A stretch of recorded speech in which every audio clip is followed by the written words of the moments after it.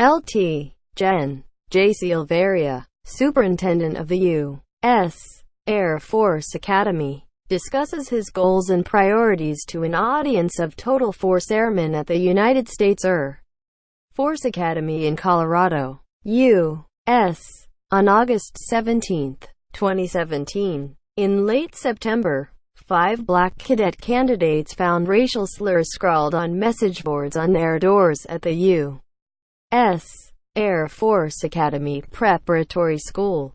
One candidate found the words "Go home" written outside his room. His mother posted on social media, according to the Air Force Times.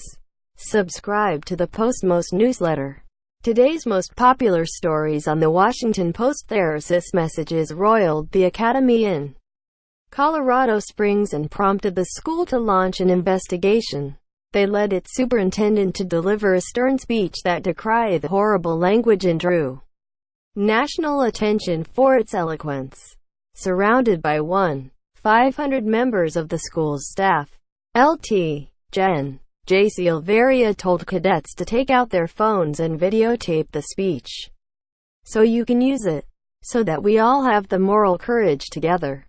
If you can't treat someone with dignity and respect, Silveria said, then get out. The speech, which the Academy posted on YouTube, went viral. It was watched nearly 1.2 million times, grabbed headlines nationwide, and was commended by former Vice President Joe Biden and Sen.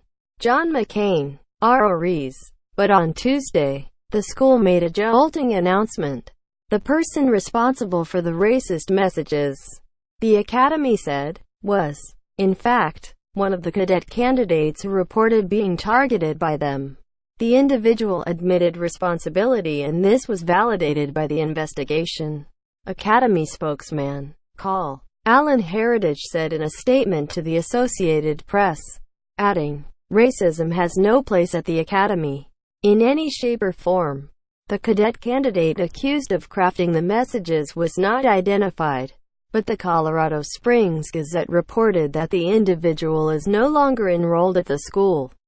Sources also told the Gazette the cadet candidate committed the act in a bizarre bid to get out of trouble he faced at the school for other misconduct.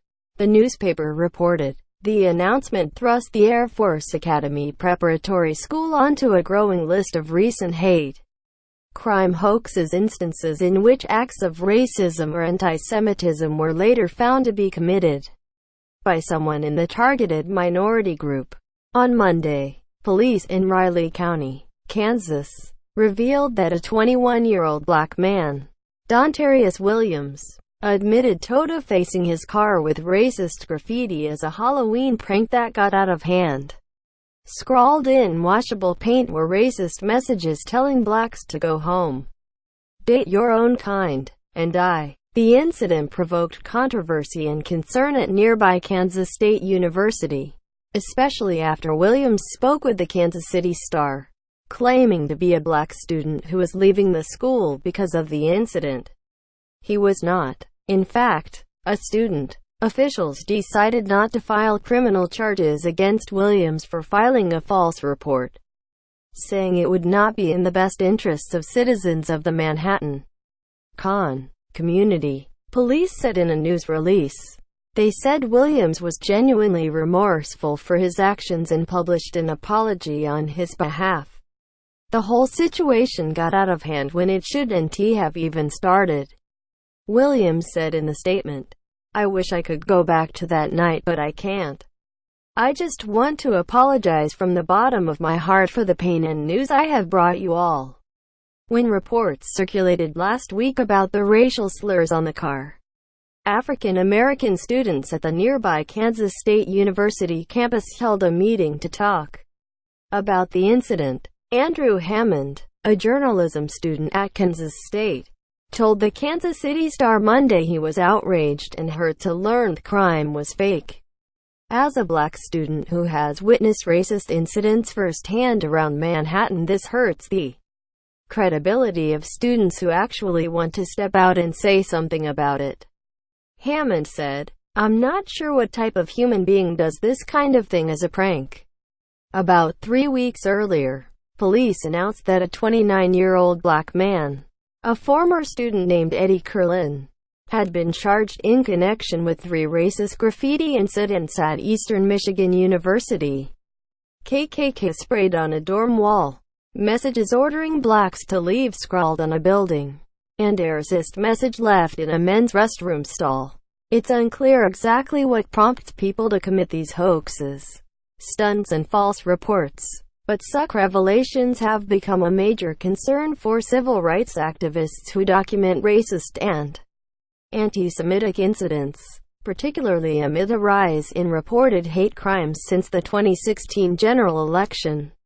There aren't many people claiming fake hate crimes, but when they do, they make massive headlines. Ryan Lenz, senior investigative writer for the Southern Poverty Law Center Intelligence Project, told ProPublica, "All it takes is one false report," Lenz said, "to undermine the legitimacy of other hate crimes." These reports have also energized many right-wing commentators and President Trump supporters, who argue that reports about hate speech and racist graffiti are often fake accounts disseminated by liberal media. Anyone, including the lapdog media, who was surprised by this hate crime hoax hasn't been paying attention. Jeremy Carl, a research fellow at the right-leaning Hoover Institution at Stanford University, tweeted early Wednesday in response to the news about the Air Force Academy Preparatory School. The stream of fake hate crimes became a flood after Trump's election. Hate hoax.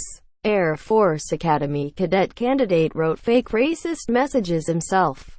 Read a headline in the conservative Daily Caller. There is even a website called FakeHateCrimes.com committed to listing hate crime hoaxes. In August, Sebastian Gorka, then deputy assistant to Trump and his spokesman on national security matters, appeared on MSNBC to explain why the president hadn't condemned the bombing of a mosque in Bloomington, Maine. He suggested it was because the attack may have been a fake hate crime. "There's a great rule. All initial reports are false," Gorka said. "We've had a series of crimes committed, alleged hate crimes, by right-wing individuals in the last 6 months, that turned out to actually have been propagated by the left. Despite the string of frauds, experts on hate crimes say that false accounts are still relatively rare." Brian Levin, director for the study of hate and extremism at California State University at San Bernardino, told Talking Points Memo that hoaxes do appear in hate crime reports, just as they do in reports of other criminal offenses. But these fakes are a tiny fraction of the hundreds of hate crimes reported to law enforcement every year. These hoaxes have become symbols for some who want to promote the idea that most hate crimes are hoaxes. Levin said, "That's important to rectify. And indeed, scores of these incidents are cropping up across the country, particularly on college campuses." Using a ProPublica database, BuzzFeed News found 154 total incidents of hate speech at more than 120 college campuses nationwide. More than two-thirds promoted white supremacist groups or ideology, while more than a third cited Trump's name or slogans, BuzzFeed News reported. Yet authorities caught fewer than 5% of perpetrators in cases of vandalism or threats. In at least 3 instances, college officials determined the incident was a hoax. According to BuzzFeed News, on Tuesday, Silveria, the Air Force general who gained national fame for his speech condemning the September incidents at the Preparatory Academy, stood by his original remarks. Regardless of the circumstances under which those words were written, they were written, and that deserved to be addressed, Silveria told the Colorado Springs Gazette in a Tuesday email. "You can never overemphasize the need for a culture of dignity and respect in those who don't understand those concepts. Aren't welcome here." More from Morning Mix. Commerce Secretary Wilbur Ross lied about his wealth to make richest Americans list, says Forbes magazine. Mass. State trooper says higher-ups doctored arrest report on judge's daughter author Gay Talese feels Sorry for Kevin Spacey. Says his accusers should suck it up for Miss Peru. Now Brazil's Miss Bumbum. In South America, the beauty pageant is the new political platform. Facebook says it needs your explicit photos to combat revenge porn.